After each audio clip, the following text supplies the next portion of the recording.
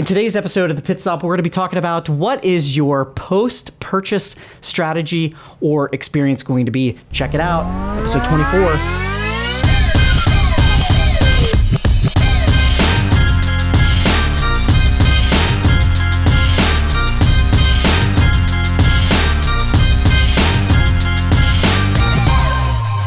Episode 24, the show, I hated it. Just going out there, just going out on a limb and just throwing that out there. I'm going to digress right up at the top. One of the worst shows I've ever seen. And just in case you guys were wondering. Yeah, just in case anybody Which I'm cares. sure they were. Today we're going to talk about what your post-purchase strategy is going to be or should be. Give you some recommendations, some thoughts. We're fielding the same questions month over month. What can we do to increase sales? Right. And sometimes instead of looking outward, we got to look inward and think about what are we doing to follow up and nurture these customers after they've purchased. Yeah. Because a lot of people think the job's done. It's like, all right, well, great. You got them to convert and, that's a good thing. But as we all know, cost of acquiring a new customer is more expensive than retaining a new one. So your job actually just started. Totally. And the problem with the e-commerce industry is that it's mainly focused on the acquisition of new customers, right? Yeah. And that's what everybody's like, okay, we got to get new customers. And once again, let's focus inward. We've acquired all these new customers. What can we do to nurture them? Increase their lifetime values. Yeah, and get them being advocates for us, right? From a post-purchase strategy. Don't understand this. This is when somebody's purchased, right? After the purchase, what should your strategy be here? And the first thing is setting customer expectations, right? And really having clear, concise, conveniently located, shipping information, return policy, and accurate delivery dates, right? Because once again, we've said this a million times. It's not like buying a shirt. This is people's livelihood. They're waiting. Some people, this is how they get to work. This is how they drive their kids to school. It's very important that, this stuff is clear because their lives more or less are, depending on it. On your vehicle. Yeah. It's huge. And it's not like buying a shirt or buying a pair of shoes where, it's like, oh, all right, like it gets here, and don't need it, I want it. So be it. I mean, I'm sure all of us have ordered some, random thing and it's getting shipped from, China, and you're just like, all right, well, it's going to be here in, 2 weeks, maybe, if I'm lucky. It's your car. It's how, it's your livelihood. You really need to, focus on that, on the showing of the accurate delivery dates, and communicating that tirelessly throughout the entire process. Right. So once they order a part or accessory from you guys, getting that confirmation email, like, hey, thank you for your order. This is what you ordered. This is when you can expect. I mean, this is something that we expect now. You order something, you expect that confirmation email. Like that's just part of the process. Yeah, and that's post-purchase. That's been a big pain point with us, right? It's just communicating that to this industry, being like, customers want to know. And you have to take the same model as the non-automotive industry and communicate tirelessly throughout the entire process. Like, we've got the order confirmation email that comes out. The item has been dispatched. It's been sent out to you. And you get that notification, then you're like, okay, like I'm waiting for it now. I can follow it through the process. Is somebody going to be home? Do I need a sign for it? Is it in transit? Yeah. And that's, once again, that's important. Like if I see that it's in transit, I get excited. When I order something, I'm like, oh man, like my shoes are in transit. They're going to be at the house tonight. Awesome. Got to fresh new sweet kicks on the way. You do got some fresh kicks on, by the way. Hey, I bought some new dad shoes, right? Those are pretty cool dad shoes, I'll give you that. And then finally it's out for delivery. It's been successfully delivered. Right. And all of those things are going to keep the customer engaged and informed. And that's all part of the experience that we keep talking about. Right, and that post-purchase experience, which a lot of people aren't focusing on. People are focusing on how do we get new customers, and they're just focusing on that aspect of it. And then once they get the new customer, like, okay, great, my job is done. Yeah. And again, like that's yes and no, your job is done for that moment, but you also need to think about that post-purchase experience as well. I mean, we've been saying it. We've said it a million times. We're going to continue to say it. Consumers buy the experience, right? And yes, they're purchasing a product off of you, but they're buying the experience. And if the experience is a great one, flawless one, and even if there are some hiccups, but if you're communicating throughout the entire process and acknowledging what's going on, that experience is key to the success of retaining that customer, making them a repeat customer. Moving on, setting fair and competitive return policies. Right, and I think that's really important because we can't be naive. Returns are going to happen. We all know. We've all returned something.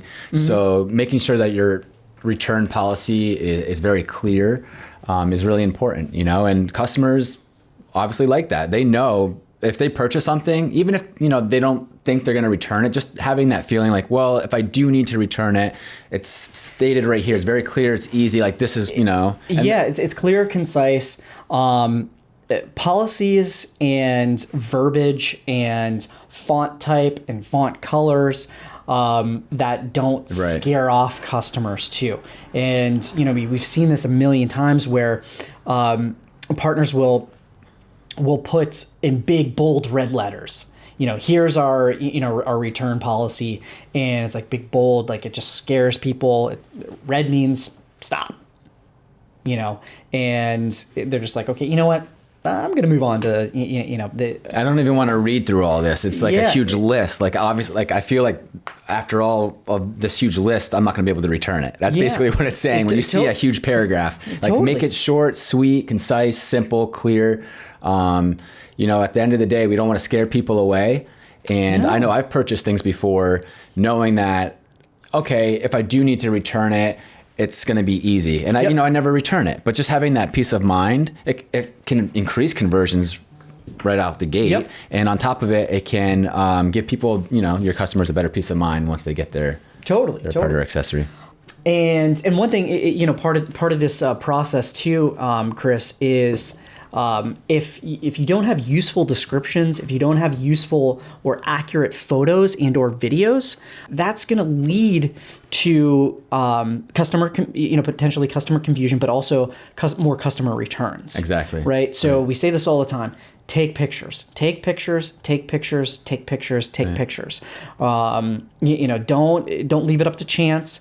Consumers, one of the most requested items that consumers are looking for on e-com websites is actual pictures of the products. Right. So we can't say that enough. Part of the post-purchase experience here too that we talked about a million times is delivering your products in professional packaging. That's really huge when the consumer gets the package at their doorstep. Yeah, it adds to the experience. You get an Amazon package, it's got Amazon tape around it, and you get excited, and it's like Christmas almost. Yeah, I've shown pictures of products that have gotten delivered. The customer bought it from bought a Kia part, and then it gets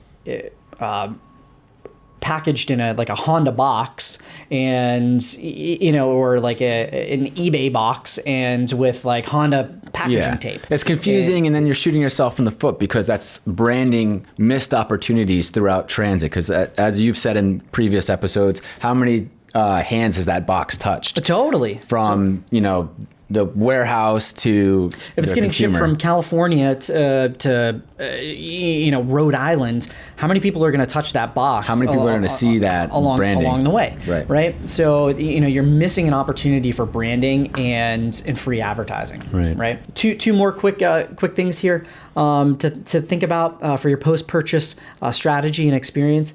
Gathering customer feedback. Right. How can you do better? Listening. But also segmenting what you ask for, and to really, like, if you've implemented something new on your end from a delivery standpoint, solicit feedback on that particular item. Don't focus on like how was the whole entire, a very broad experience type of question. What did you think of the packaging? How was it delivered to you? Was the box beat up? So that you can really dig in and get a lot of feedback about a particular area. And you may be having problems with your shipping providers, right? And you're getting a lot of feedback that, hey, I got it here and it was broken, and now you can really solicit a lot of feedback, group it all together, and go, you know what, UPS is doing a horrible job, and we've got 10 pieces of feedback here that are saying, everything is awful and the experience is awful. So we need to rethink that, or obviously, hold UPS accountable, or FedEx, or whomever it might be. And then finally, a little icing on the cake. Right. Give them a reason to come back. Give them a reason to come back. On top of all the other reasons we just talked about. Yeah. Give them a reason to come back. We've got that customer. We've solicited feedback. We've simplified the process. We've given them professional packaging, all of these things, right? Give them a reason to come back, put a promo card in there, drop in a business card, so that they can contact you directly. And, here's one great idea, really easy to implement. Everybody loves winning something, right? And Charlie Sheen loves winning. He loves winning, and custom scratch off lottery tickets, scratchies, as they say up here in the New England area. I got to get my scratchies. You can have these custom scratch off lottery tickets made with winning promotions, or like $20 off, or 10% off. Some are winning, some will be winning scratch tickets, and some will be losing scratch tickets. But it's like every time, like even if you win $1 on a scratch ticket, like you go back and you redeem that, right? So make people feel like they won something and get them excited about it. Like the promo card is one thing, but if they win something, they're just like, man, I have to use that. And like, or it's going to go to waste, like you're not just going to let a $1, scratchy, or the free ticket scratchy go to waste, are you? So they're very affordable. A lot of fun, and it gets customers really interacting with your brand and having fun with your brand. So those are just a few ways to get them back here. This is a longer pit stop podcast, but lots of good, hopefully some good information, good feedback that you guys can take back and implement. Anything else there, Senior Christopher? No. Senior Waters, I think that's a wrap. That's a wrap. So that's episode 24. We are out, like Kiefer Sutherland, and 24.